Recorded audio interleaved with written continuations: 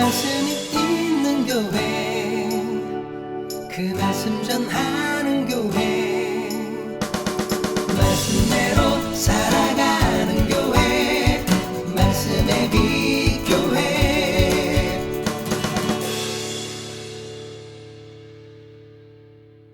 아멘.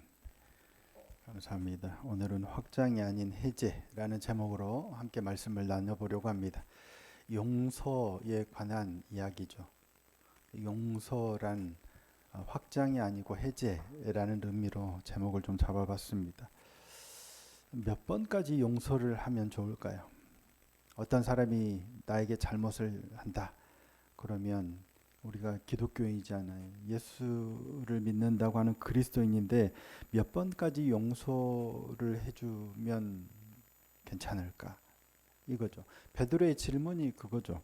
형제가 내게 죄를 범하면 몇 번이나 용서해 주면 됩니까? 자, 오늘 본문 21절인데요. 함께 한번 다시 읽어보겠습니다. 자, 시작. 그때 베드로가 나와 이르되 주여 형제가 내게 죄를 범하면 몇 번이나 용서하여 주리이까?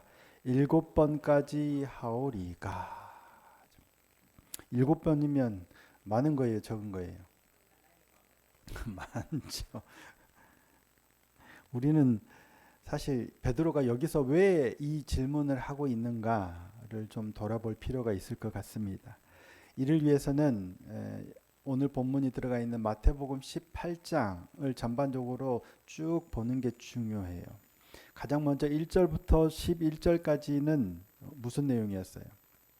작은 자를 아니죠. 어린 아이처럼 돌이키라 하는 내용이었어요. 어린 아이처럼 돌이키라.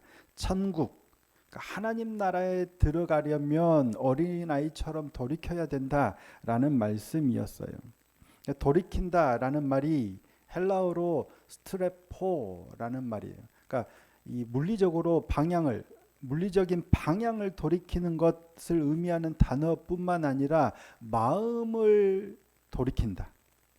아니면 어떤 생활 양식을 바꾼다. 이런 것까지도 다 포함하는 단어예요.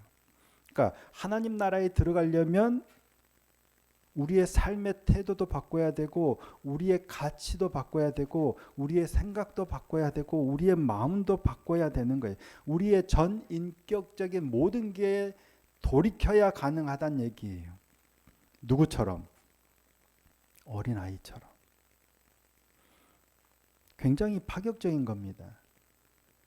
그러니까 우리는 교회를 다니면서 뭔가를 열심히 해서 거룩하고 성인처럼 어떤 그런 존재처럼 뭔가를 막 쌓아야, 그러니까 종교적인 어떤 신앙적인 뭔가를 거룩하게 이렇게 높이 쌓아가야 하나님 나라에 갈 수 있다라고 생각을 할 텐데 아니라는 거예요. 어린아이처럼 아예 방향을 돌이키지 않으면 못 들어간다라고 말씀하는 거예요. 제자들은 어땠을까요? 예수님께 택함을 받은 제자들이잖아요. 더구나 베드로처럼 12제자, 그 중에서도 수제자라고 일컬어지는 베드로는 예수님께 누구보다 가까이 가서 내가 좀 천국에 가깝겠구나라고 생각하는 그에게 이런 말씀을 하시는 거예요. 어린아이처럼 돌이키지 않으면 천국에 못 들어간다는 거예요. 굉장히 충격적인 말씀이죠. 그리고 6절에서 9절까지는 실족하게 하는 자에 대한 경고죠. 누구든지 나를 믿는 이 작은 자 중에 하나라도 실족하게 하면 목에 연자맷돌이 매달려서 깊은 바다에 빠뜨려지는 게 오히려 낫다는 거예요.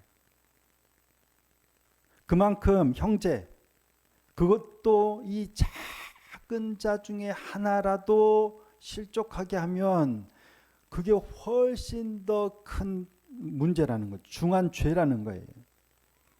그런 죄를 저지르느니 손이나 발이 범죄하면 잘라버리고 천국에 들어가는 게 낫다는 거예요. 눈이 죄를 범하게 하면 눈을 빼버리고라도 천국에 들어가는 게 낫다라는 말씀이죠. 실제로 그렇게 팔 잘라버리고 다리 잘라버리라는 말씀이 아니라 그만큼 죄는 가볍게 여길 문제가 아닌데 작은 형제라도 실족하게 하는 게 그만큼 중한 죄라는 거예요. 그러면서 11절에서 14절에 잃어버린 양의 비유를 말씀하시죠. 100마리 중에 한 마리를 잃어버리면 99마리를 두고 한 마리를 찾으러 가지 않겠느냐라는 거예요. 하나님은 한 마리를 잃어버리는 것도 그냥 넘기지 않으신다는 거예요. 우리는 이만큼 많이 있으니까 에이 저 정도는 이러고 그냥 넘어가 버리지만 하나님은 그렇지 않다는 거예요. 하나님의 나라는 버림의 공동체가 아니라 찾음의 공동체라는 거예요. 문제 있는 형제를 쉽게 포기하지 말라라는 말씀이죠. 그러면 15절에서 20절 형제가 범죄했을 때 우리가 어떻게 해야 하는가 또 말씀하시죠. 먼저는 혼자 1대1로 가서 조용히 권면하라는 거예요. 다른 사람들한테 떠벌리지 말고 조용히 알려지지 않도록 권면한. 만약에 안 들으면 한 사람이나 두 사람 데리고 가서 너랑 함께 두세 사람이 권면하는 거예요. 설득을 하라는 거죠. 돌이키도록 설득하라는 거예요. 그래도 안 들으면 교회에 알려서 공동체가 해결하도록. 그것도 안 들으면 결국 이방인이나 세리처럼 여기라는 거예요. 이거는 그렇게 해서 결국 말 안 들으면 버리라라는 차원에서 하신 말씀이 아니라 어떻게든 회복시키도록 노력하라는 거예요. 그렇죠? 근데 여기서 제자들 특히 베드로의 부담이 쌓이는 거예요. 그렇게 하려고 했는데 저 사람이 마음에 안 들어. 내가 용서해 줬는데 또 똑같은 잘못을 저질러. 그래도 내가 권면하고 또 이웃이 함께 가서 권면하고 또 교회 공동체가 그렇게 권면했는데도 끝까지 말을 안 들어. 그러면 도대체 언제까지 참아줘야 됩니까? 이 질문을 하는 거예요. 베드로는 이 모든 말씀을 들었을 때 아마 이런 생각이 들었을 것 같아요. 죄는 심각하다고 하셨어. 그래도 형제는 버리지 말라고 말씀하셔. 찾아가고 권면하고 기다리라고. 그럼 도대체 언제까지 기다려줘야 되나? 그 한계선이 어딜까? 그러니까 공동체적인 한계선이 어딘지를 묻는 거예요. 주님, 형제가 죄를 범하면 몇 번 용서해 주면 될까요? 어디까지 제가 참고 기다리면 될까요? 7번까지 하면 될까요? 근데 7번이 많다고 하셨잖아요. 당시 유대 랍비 전통에서도 3번까지 참아주면 충분하다라는 전통이 있었답니다. 또 3번, 우리도 법 3번, 3번, 3번이면 많이 참아준 거잖아요. 한 번은 그래 봐줄 수 있어. 근데 또 하면 또 그랬네? 이 참기 어려운데도 그래 3번까지는 참아준다. 이게 믿음이 있는 사람들이 그래 3번까지는 참아줄 수 있어. 그런데 베드로가 몇 번 얘기했어요? 7번. 자기 딴에는 당시의 통상적인 이 봐주는 거 훨씬 넘어서 이 정도면 엄청나게 봐주는 거다. 용서하는 거다. 넓게 기준을 늘려서 지금 제시하는 거예요. 그런데 예수님은 뭐라고 답하세요? 그래, 네가 마음을 넓게 썼구나. 일 안 하시죠? 뭐라고 하셔요? 자, 22절입니다.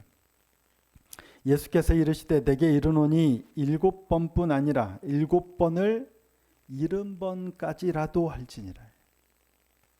7번뿐 아니라 7번을 70번까지라도 용서해 주라는 거죠. 무슨 말씀이에요? 70번에 7번, 490번은 당연히 아니겠죠. 그만큼 계속 참아주라는 말씀이에요. 사실 이것은 계산의 확장이 아니라 계산 자체를 해제하는 거예요. 그러니까 우리는 이 말씀을 계산을 확장해서 점점점 무한대까지 이렇게 확장해 가니까 계속 참아주는, 언제까지 참아주고 계산을 확장해 가는 거지만 그 개념이 아니라 아예 계산 자체를 해제하는 거예요. 무슨 말씀인지 이해가 잘 안 되시죠? 이 말씀은 무한히 참으라는 말씀이 아니에요. 우리가 형제가 죄를 범하면 무한히 참아주고 끝까지 계속 용서해 주라는 말씀이, 그런 의미도 있겠지만 사실은 그런 의미가 아니에요. 용서를 몇 번 용서해 줄까, 어디까지 참아 줄까의 문제가 아니라 방식을 바꾸는 거예요. 하나님이 나를 대하는 방식으로 전환하라라는 말씀입니다. 이를 위해서 예수님께서 들고 계시는 비유 말씀이 뭐예요? 빚진 자를 탕감하는 종의 비유를 말씀하시죠. 주인에게 10,000달란트 빚진 자가 있어요. 그런데 결산할 때가 돼서 이 빚진 자를 데려다 놓고 빚을 갚으라 하는데 갚을 게 없어. 엎드려서 빌죠. 봐달라고. 그런데 아니야, 너 갚아야 돼. 못 갚으면 네 아내도 팔고 자녀들도 팔고 가진 거 다 팔아서 빚을 갚으라고 그래. 그런데 이 종이 사정하죠. 제발 봐달라고. 제가 갚겠습니다. 봐달라고 하니까 주인이 어떻게 해요? 불쌍히 여겨서 그를 놓아줘요. 그리고 빚을 탕감해 줍니다. 탕감해 준다는 말은 빚을 깎아주거나 아예 없애버리는 거예요. 10,000달란트나 되는 빚인데 이 애원했더니 주인이 그를 불쌍히 여기고 탕감해서 내보내요. 그런데 이 탕감받은 종이 나가서 자신한테 100데나리온 빚진 자를 만나죠. 100데나리온이 많아요, 적어요? 많습니다. 이 적은 돈이 아니에요. 데나리온 한 데나리온도 그렇지만 100데나리온이라는 돈이 적은 돈이 아니에요. 꽤 많은 돈이에요. 여러분 석 달, 넉 달 월급 떼인다고 생각해 보세요. 이 적은 돈이 아니에요. 그런데 그 사람을 만나서 빚 갚으라고. 자기도 좀 전에 주인한테 그런 닥달 받았잖아요. 빚 갚으라고. 그러니까 빚 갚으라는 그 재촉을 받으니까 얼마나 긴장되고 두렵겠어요. 그런 두려움과 긴장으로 나에게 빚진 사람 만나면 나는 어떨 것 같아요? 괜찮아, 이러지 않을 것 같아요. 저 같아도 방금 주인과 이런 일이 있었다면 또 다른 나에게 빚진 사람 만나면 야, 얼른 갚어. 그런데 이 종은 그것만 기억하고 주인이 나를 탕감해 줬다는 사실은 기억하지 못하는 거예요. 그래서 이 동료가 제발 나에게 참아달라라고 했지만 안 돼. 빚 갚을 때까지 너 감옥에 있어. 못 갚으면 감옥에 가둬. 주인이 그 소식을 듣고 이 빚을 탕감해 줬던 종을 다시 불러서 화를 내면서 약한 종아, 내가 너를 탕감해 줬는데 너 그렇게 했어? 빚 갚을 때까지 다시 너 감옥에 들어가 라고 옥에 가두죠. 그러니까 주인에게 빚을 탕감받은 종은 주인에게 독촉받았다는 것은 기억하지만 주인에게 탕감받았다는 사실은 기억하지 못하니까 자신에게 빚진 자에게 똑같이 해야 되는데 빚을 갚으라고만 하지 용서해 주는 것은 못하는 거예요. 그런 어리석음을 보였죠. 그런 어리석은 자가 되면 안 된다는 말씀이에요. 근데 용서에 관해서 우리가 그래요. 사과는 하는데 변하지 않으면 어떨까요? 같은 실수를 계속 반복해요. 언제까지 용서해 줘야 하나? 사실 이건 언제까지 용서해 줘야 하나, 용서의 문제가 아니라 언제까지 참아줘야 하나 하는 문제죠. 하나님 앞에서 우리 모습이 그런 것 같아요. 우리를 대하시는 하나님이 얼마나 답답하실까? 똑같은 죄로 용서를 구해서 용서함을 받았는데 또 똑같은 죄로 또 그러고 있어요. 그래서 또 용서를 구하면 하나님은 용서하세요. 그러면 용서를 받았으면 안 그래야 되는데 까먹고 또 그래요. 이스라엘 백성들이 그러잖아요. 수도 없이 배역해요. 원망하고 불평해요. 분명히 하나님이 용서해 주시고 은혜를 베풀어 주셔서 막 감사와 찬양을 했는데 조금만 시간이 지나면 또 잊어버리고 원망하고 불평하고 배역하고, 이게 우리의 모습이에요. 그런데도 하나님은 용서하세요, 안 하세요? 또 용서하세요. 용서하시고 또 용서하시고 10,000달란트 빚진 자를 탕감해 주시는 거예요. 10,000달란트가 얼마인지 헤아리기 어려울 정도로 어마어마한 양이고 액수예요. 최근에 러시아에선가 구글 러시아 대법원에서인가 구글의 그 배상 판결이 났는데 그 단위는 처음 봤는데 9점 뭐 얼마 뭔 이런 거래. 근데 공을 나중에 달러로 공을 이렇게 계산해 놓은 걸 봤더니 공이 수십 개더라고요. 뭐 8개, 10개 이 정도 이 100만 달러 이 정도가 아니라 언어를 알지 못할 만큼 공이 엄청 많은 정도의 배상을 하라고 판결을 해 놓은 거예요. 10,000달러라는 게 그만큼 많은 우리가 뭐 도저히 갚을 수 없는 계산도 안 될 만큼의 빚인데 주인이 그걸 탕감해 준 거예요. 그 말은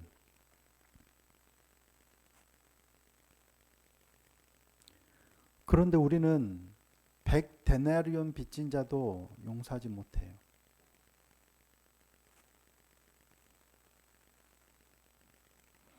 일흔 번을 7번까지도 용서하라라는 말씀은 무한히 참으라는 말이 아니라 하나님이 나를 대하는 그 방식을 배우라는 거예요. 언제까지 참아줄 수 있을까요? 언제까지 용서할 수 있을까요? 내 의지와 내 자비와 내 성품으로는 못해요. 7번이면 정말 대단한 거죠. 그런 게 아니라 하나님이 우리를 대하는 그 방식을 기억하고 배우라는 거예요. 예수님이 말씀하시는 용서는 상대의 잘못을 부정하는 것도 아니고 상대의 잘못을 못 본 척하는 것도 아닙니다. 용서는 이거죠. 나는 이 사람을 하나님이 나를 대하는 방식으로 대하겠다라고 결정하는 거예요. 과거의 어떤 그 일에 대한 상처가 아니라 하나님의 은혜를 기준으로 관계를 다시 세우겠다라는 선택입니다. 이해가 되세요? 우리의 힘과 능력으로 얼마나 더 참아주고 얼마나 더 용서할까의 문제가 아니라 하나님이 나를 대하는 방식으로 살아가겠다. 하나님이 내게 베푸신 은혜를 기준으로 이 관계를 바라보겠다라는 선택이고 결정이라는 말입니다. 복음을 아는 사람만이 택할 수 있는 선택이에요. 결론은 이겁니다. 형제의 죄를 다루되 죄를 가볍게 여기지도 않고 공동체의 회복을 포기하지도 않으며 하나님께서 나를 대하는 방식으로 하나님께서 나를 대하는 방식을 한마디로 표현하면 27절에 그 종의 주인이 뭐예요? 불쌍히 여겨. 헬라어 원어로 스플랑크조마이. 제가 몇 번 설교도 했던 단어인데 스플랑크조마이. 하나님께서 우리를 불쌍히 여기는 그 마음.